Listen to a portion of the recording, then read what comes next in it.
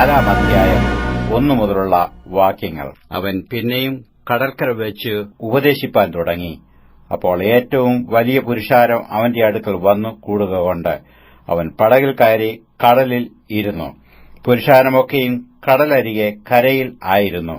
അവൻ ഉപമകളാൽ അവരെ പലതും ഉപദേശിച്ചു.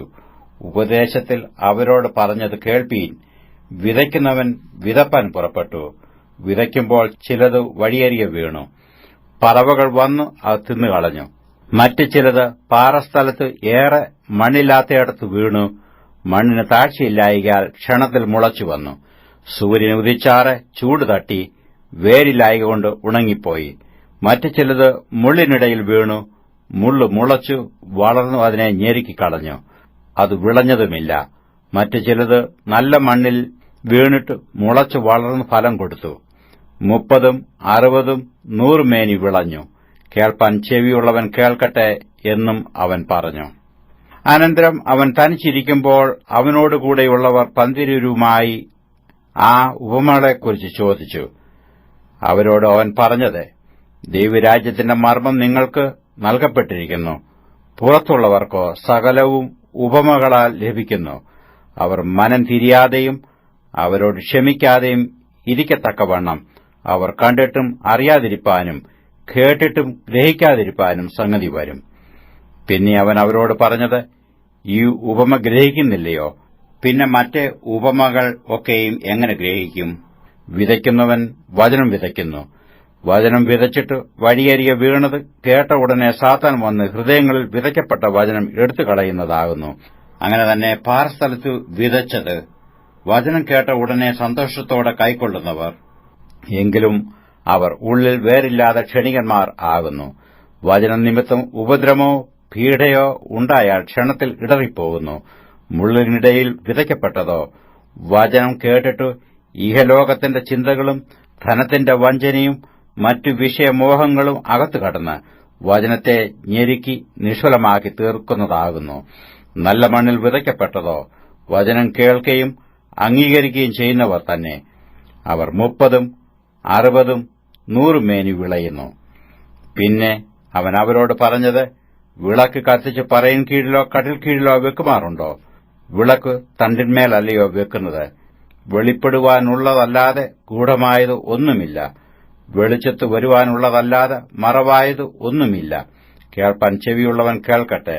നിങ്ങൾ കേൾക്കുന്നത് എന്ത് എന്ന് സൂക്ഷിച്ചുകൊള്ളുവീൻ. നിങ്ങൾ അളക്കുന്ന അളവുകൊണ്ട് നിങ്ങൾക്കും അളന്നു കിട്ടും, അധികമായും കിട്ടും. ഉള്ളവന് കൊടുക്കും, ഇല്ലാത്തവനോടോ ഉള്ളതും കൂടെ എടുത്തുകളയും എന്ന് അവൻ അവരോട് പറഞ്ഞു. പിന്നെ അവൻ പറഞ്ഞത്, ദൈവരാജ്യം ഒരു മനുഷ്യൻ മണ്ണിൽ വിത്ത് എറിഞ്ഞ ശേഷം രാവും പകലും ഉറങ്ങിയും എഴുന്നേറ്റുമിരിക്കെ അവൻ അറിയാതെ വിത്ത് മുളച്ചു വളരുന്നതുപോലെയാകുന്നു. ഭൂമി സ്വയമായി മുമ്പേ ഞാറും പിന്നെ കതിരും പിന്നെ കതിരിൽ നിറഞ്ഞ മണിയും ഇങ്ങനെ വിളയുന്നു. ധാന്യം വിളയുമ്പോൾ കൊയ്ത്തായതുകൊണ്ട് അവൻ ഉടനെ അരിവാൾ വെക്കുന്നു. പിന്നെ അവൻ പറഞ്ഞത്, ദൈവരാജ്യത്തെ എങ്ങനെ ഉപമിക്കേണ്ടു? ഏതു ഉപമയാൽ അതിനെ വർണ്ണിക്കേണ്ടു? അത് കടുകുമണിയോട് സദൃശ്യം. അതിനെ മണ്ണിൽ വിതയ്ക്കുമ്പോൾ ഭൂമിയിലെ എല്ലാ വിത്തിലും ചെറിയത്. എങ്കിലും വിതച്ച ശേഷം വളർന്ന് സകല സസ്യങ്ങളിലും വലുതായി തീർന്നു ആകാശത്തിലെ പക്ഷികൾ അതിന്റെ നിഴലിൽ വസിപ്പാൻ തക്കവണ്ണം വലുതായ കൊമ്പുകളെ വിടുന്നു. അവൻ ഇങ്ങനെ പല ഉപമകളാൽ അവർക്ക് കേൾപ്പാൻ കഴിയും പോലെ അവരോട് വചനം പറഞ്ഞു പോന്നു.